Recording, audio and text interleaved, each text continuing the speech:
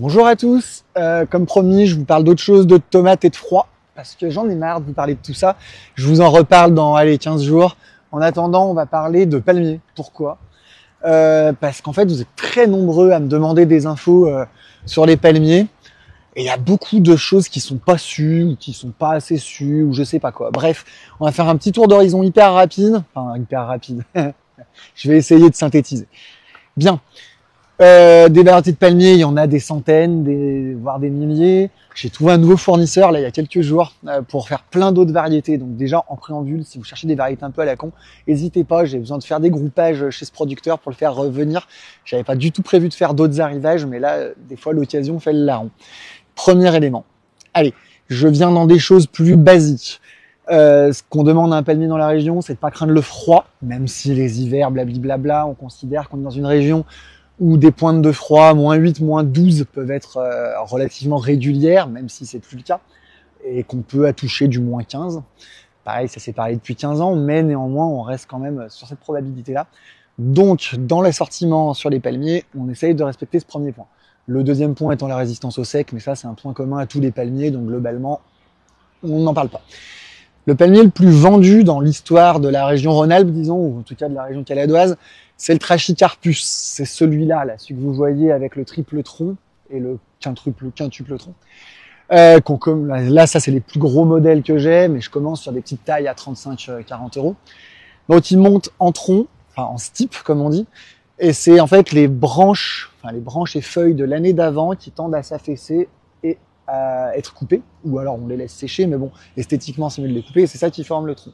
C'est donc des plantes qui s'arrêtent jamais de pousser en hauteur. Donc il y a beaucoup de gens qui voudraient l'utiliser comme brise-vue ou des choses comme ça. Alors ils brisent la vue à un moment, puis après il va au-dessus. Puis vu qu'il n'y a plus de feuilles sur le tronc, il brise rien du tout. Donc voilà, c'est des choses qui poussent à l'infini. Enfin à l'infini, façon de parler, mais en tout cas qui ne s'arrêtent pas. Par contre, c'est le plus résistant au froid, c'est pour ça que c'est le plus vendu. Il est donné pour une résistance à -20 degrés. Autant vous dire, dans la région, aucun problème. Son cousin, l'humilis, le Trachycarpus humilis, le voilà. C'est pas le plus beau modèle que j'ai, celui-là. Enfin, celui-là, il a vraiment le côté très feuillu, très fourni, parce qu'il a jamais été nettoyé.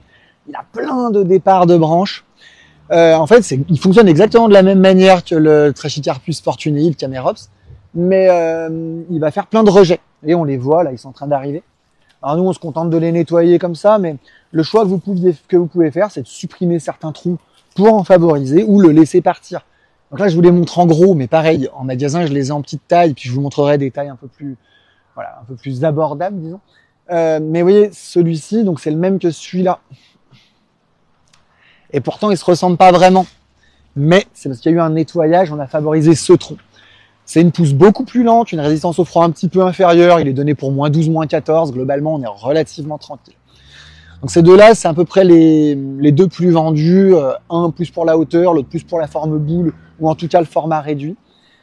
Après, on a de plus en plus introduit ou tenté de vendre des variétés rustiques, mais un peu moins.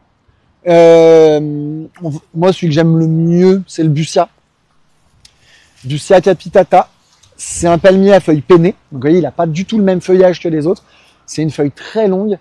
Il est donné pour une résistance entre -8 et -10. Donc, vous voyez, vu ce que j'ai dit tout à l'heure, en cas de gel similaire à -15 d'il y a 15 ans, on a des problèmes. La probabilité que ça arrive est basse, mais réelle. Donc voilà, on est un peu limite, donc on va prendre des petites précautions d'entretien, bien drainer, des endroits pas trop ventés. Mais voilà, globalement, il fonctionne bien et il amène carrément autre chose que les deux autres qui ont vraiment la même feuille, le développement sur tronc. Alors, il se développe aussi sur tronc, mais beaucoup, beaucoup plus lentement. Il fait plus un ananas. On va aller les voir là-bas et ça me permettra de vous montrer la dernière variété qu'on vend beaucoup. Hop là.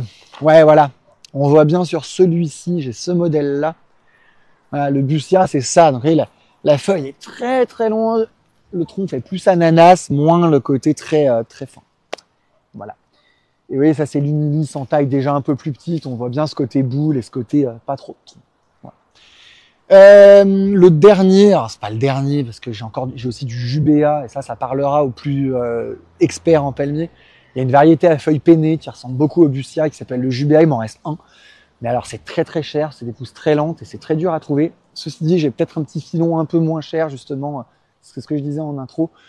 Je m'arrête pas trop dessus, mais le Jubéa est donné pour moins 15, moins 20. La seule chose qui m'empêche de vraiment le proposer massivement, c'est la faible disponibilité chez les producteurs et le prix. C'est vraiment, je vous le montrerai, mais c'est vite cher. Donc voilà, tout ça c'est du Bussia, hein, vous voyez, avec le tronc ananas. Et le dernier, c'est le Braea. Hop là.